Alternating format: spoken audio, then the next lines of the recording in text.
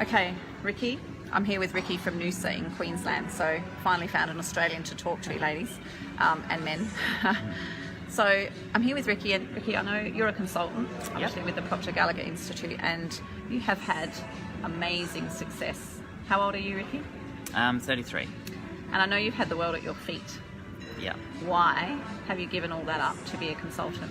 Yeah, it's a really good question, and thank you for asking it. So ultimately, I did. I had an amazing company business-wise. It was very fast-paced and very profitable. And I have an amazing family. My wife is just beautiful. My children are just little angels. And I have had it all.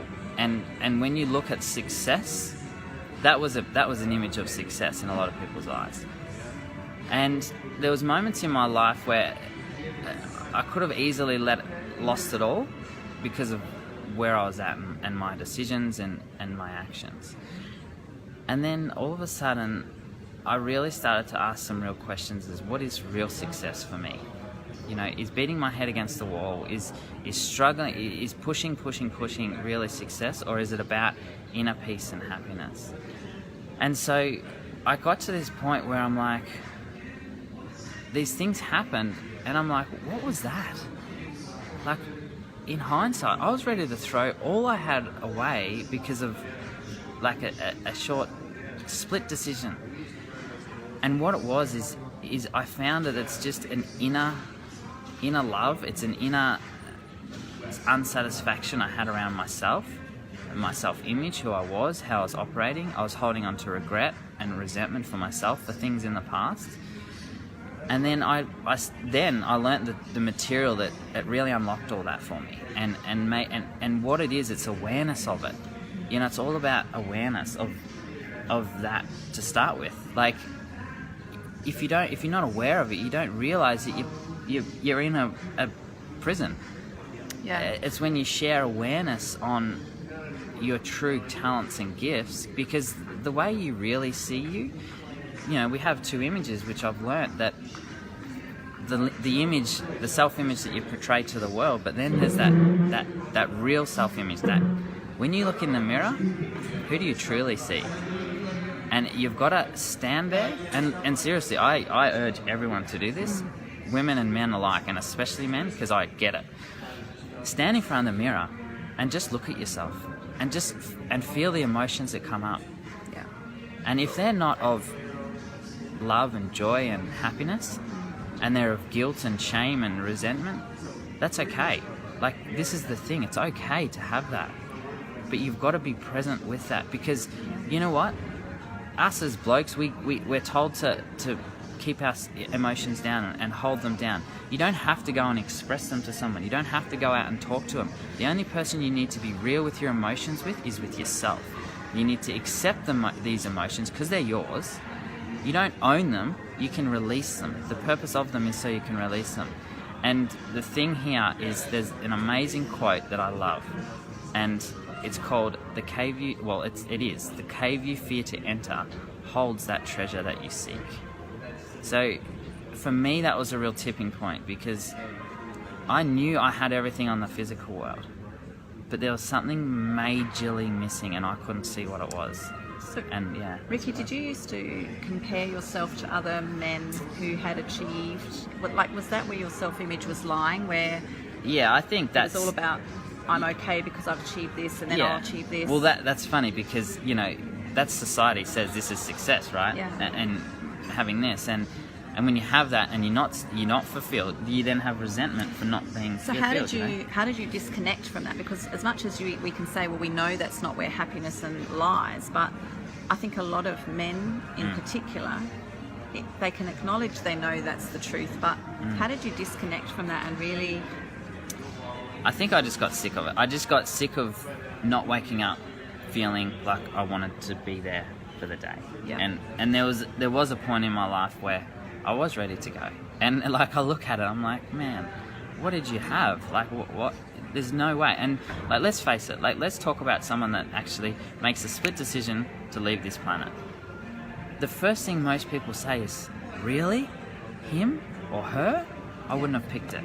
Yeah. And that's the point, because when you outwardly are projecting success and happiness, it doesn't matter.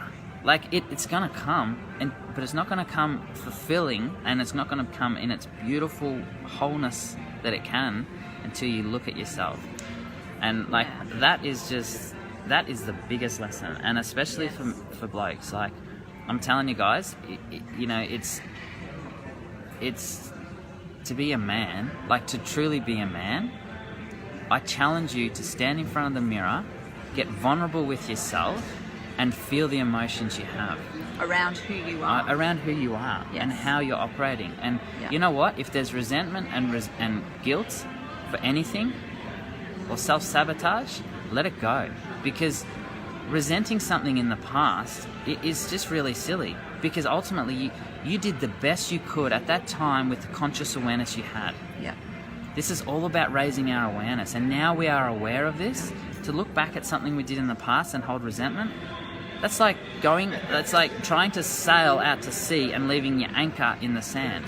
Yeah. You're not going to get anywhere. Yeah. So give yourself permission to truly be free of that, because you've created it and you are the only one that can let it go.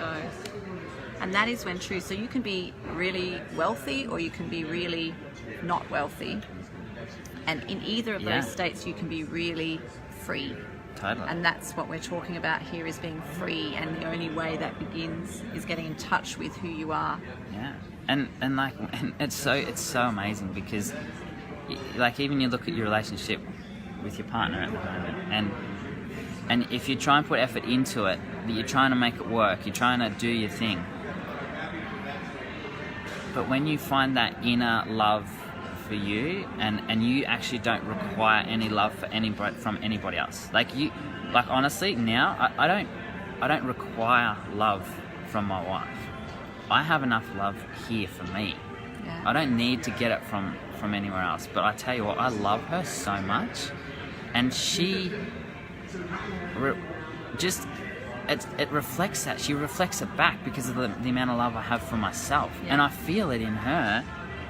But I haven't done anything different to her or for her or anything like that, other than be me and love me, and she reflects that back on me. And that's the point I think we're trying to make here, and we're discovering every day as we stay in this study, is that you can't give what you don't have.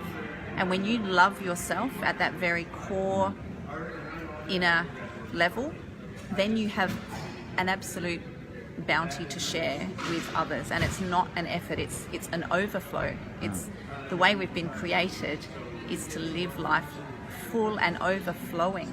Yeah. And that happens when we see ourselves the way our Creator sees us, right? We are, what does Bob say? We're the perfect offspring of a deathless soul. Totally. And I love that, because that is never ending. Yeah. We have so much love inside of us, and the first place you need to direct that is at you, and then everything you're striving for, relationship, business, peace, happiness, is going to come. But it's just that vulnerability of letting go, and I think that's what you've been through. Oh, totally. Yeah, like I always have an analogy, and it's like when you're trying to fill up everyone's cup, you're literally doing, you're putting time into your relationship, you're putting time into your work, you're putting time into your friendships, you're putting time into your kids, and you're giving like this, right?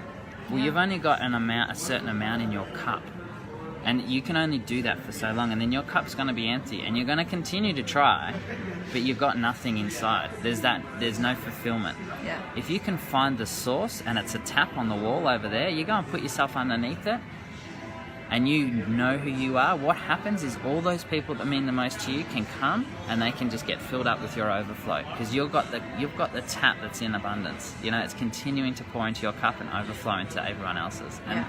And that's a really good analogy for me, because I'm more of a pictorial person, and so I love that, because I'm like, well, where's my tap of abundance? Yeah. And it's all here. It's inside. Like, it's all inside, and I've totally got that on a massive level, and I hope that's helped. It's good, people. because we've just finished an amazing week of training here with Bob Proctor, and what an amazing man, and how privileged we feel.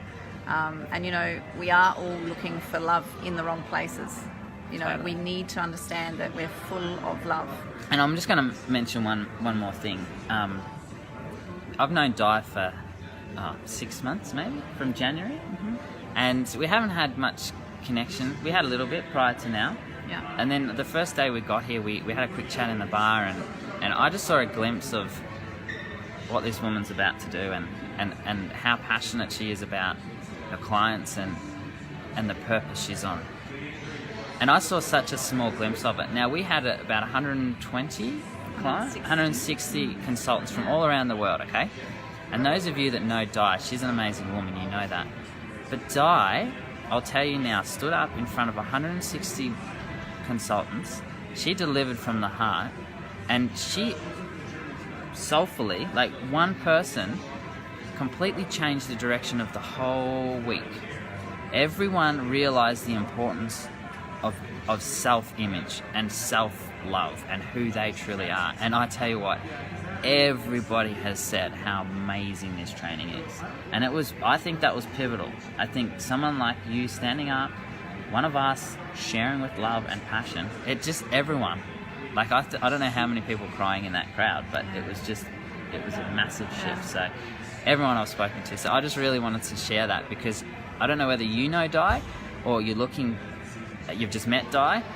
All I'm saying is keep a really close eye on her and get in touch with her, because this woman is really here to help people, and she has a massive mission, and you know, maybe it's the right time. Thanks, Ricky. Yeah, and I guess I just want to say that we've all got that, and I know I've got friends and clients and others that I know that struggle, and I just want to encourage you that we all have it in us. I've been where some of you are, and we're all on our own journey. Yeah. We've all got it, so don't stop asking for it, don't stop looking for it, because it's there. Okay, lots of love from Toronto. We're all heading home today, so I'll see